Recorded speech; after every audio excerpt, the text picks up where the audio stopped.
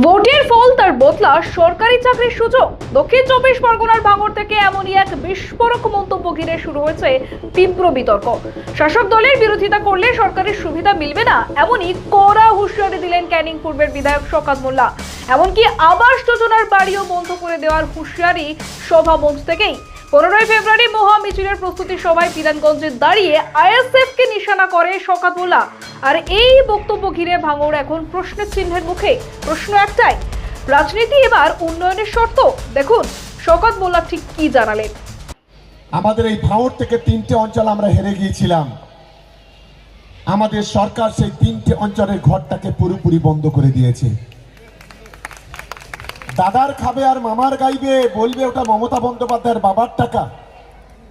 মমতা বন্দ্যোপাধ্যায় সরকার টাকা দেবে আর তার মা মাসি নিয়ে এই চালতাবেড়িয়া শানপুকুরের কিছু সমাজ বিরোধী তারা টানাটানি করবে। আমরা বলছি টাকা আমরা বন্ধ করে দিয়েছি, যদি হিম্মত থাকে বাপের বেটা হও, সেই টাকা নিয়ে নাও, দেখি কত বাপের বেটা আছো তোমরা।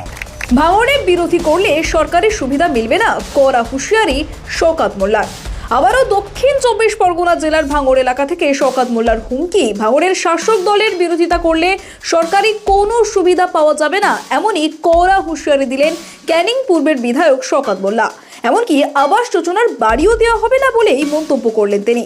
আগামী 15 ফেব্রুয়ারি ভাঙড়ের ঘটপুকুর থেকে পাগলারহাট পর্যন্ত মহা মিছিলের প্রস্তুতি সভা উপলক্ষে পিরানগঞ্জ অঞ্চলে জনসভা করেন শওকত মোল্লা। সেই সভা থেকেই বিরোধী দল আইএসএফকে নিশানা করে তীব্র আক্রমণ শানান তিনি।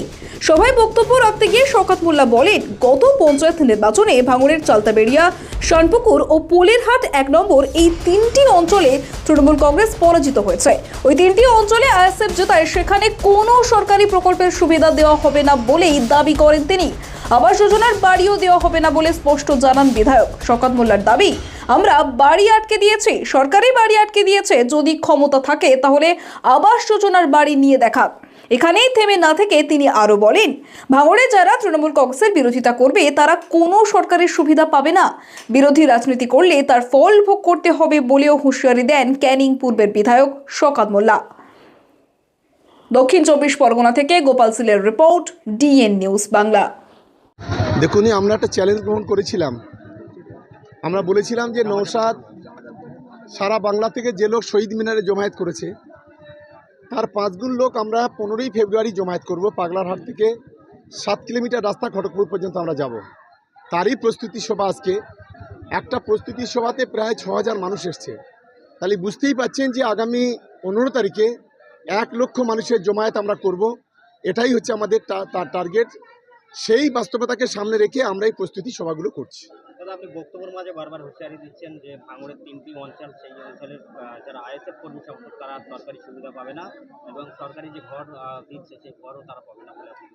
দেখুন, বাবার খাবে আর দাদার গাইবে, এটা তো হতে পারে না। ওরা মমতা বন্দ্যোপাধ্যায়ের সম্পর্কে, অভিষেক বন্দ্যোপাধ্যায়ের সম্পর্কে যে ধরনের কুৎসা করেছে, অপপ্রচার করেছে, আমার মনে হয় অবশ্যই এগুলো বন্ধ হওয়া উচিত বলে আমি অন্তত মনে করি। ভাঙড়ের বিধায়ককে নাম করে তার নামে বিভিন্ন কটাক্ষ করলেন। ওকে বিধায়ক বলা, একজন সমাজ বিরোধী, একজন ক্রিমিনাল, একজন নটোরিয়াস, এটাই ওকে বলা যাবে। একজন ধর্ষক, এটাই বলা যাবে।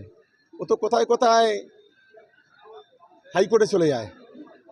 আমি তো আজকের পরিষ্কার বলছি, ও একজন ধর্ষক। যদি ওর বুকের পাটা থাকে, ও আমার নামে হাইকোর্টে চলে যাক, তবে ওকে বাপের বেটা বলবো।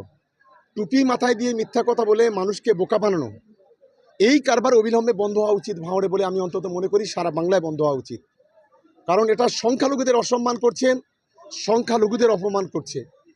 ও 100 কথা বললে 99.5টা কথা মিথ্যা কথা বলে। একজন প্রতারক, একজন দালাল বলে আমি অন্তত মনে করি। তাহলে বিরোধী যারা করবে তারা সরকারি সুবিধা পাবে না।